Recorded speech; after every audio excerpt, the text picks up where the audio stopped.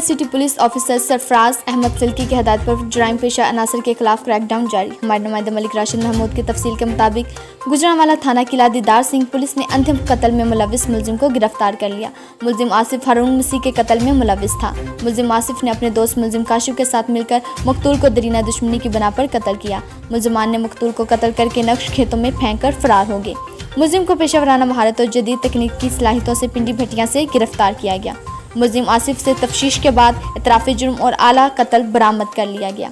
CPO Gujranwala Sarfaraz Ahmed silkie ने कहा कि मुलजिम की गिरफ्तारी प्रोफेशनल काबिलियत का नतीजा है। जराइम पेशा अनासर के खिलाफ क्रैकडाउन बिला इम्तियाज जारी है।